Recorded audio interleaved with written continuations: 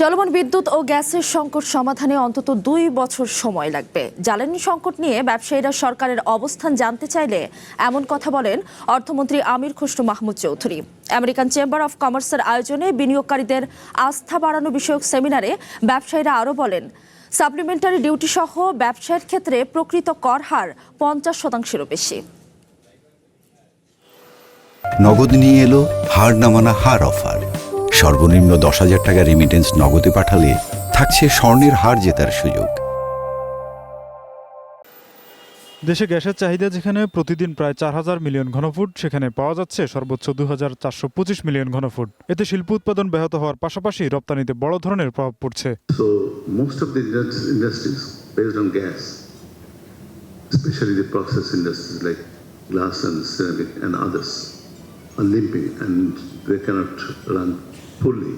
তবে সংকট সহসাই তো কাটছেই না, বরং চাহিদা ও সরবরাহের এই বড় ব্যবধান দীর্ঘস্থায়ী হওয়ার আশঙ্কা ক্রমেই বাড়ছে। অর্থমন্ত্রী জানান, সংকট সমাধানে সময় লাগবে কমপক্ষে 2 বছর। On top of that, FSRU, if you order one, বিদ্যুৎ ও গ্যাসের বর্তমান সংকট অতীত থেকে পাওয়া।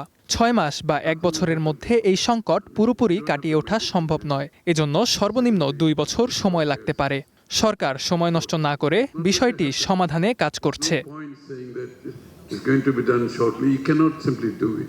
রোববার American chamber of commerce in Bangladesh আয়োজিত বিনিয়োগ নিয়ে আলোচনা অনুষ্ঠানে এসব প্রসঙ্গ উঠে আসে। এদিন ব্যবসায়ীরা অভিযোগ করেন, সরকার কর হার 30% বললেও প্রকৃতপক্ষে সাপ্লিমেন্টারি ডিউটি ও অতিরিক্ত শুল্ক সহ কর হার 50%-এর বেশি, যার ফলে দেশি বিদেশি বিনিয়োগকারীরা নিরুৎসাহিত হচ্ছেন।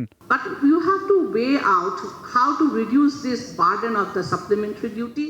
সরকার থেকে কর হার 30% দাবি করা হচ্ছে, কিন্তু সাপ্লিমেন্টারি ডিউটি, অতিরিক্ত শুল্ক সহ প্রকৃত কর ভার 50%-এরও বেশি, যা দেশি বিদেশি বিনিয়োগকারীদের নিরুৎসাহিত করছে।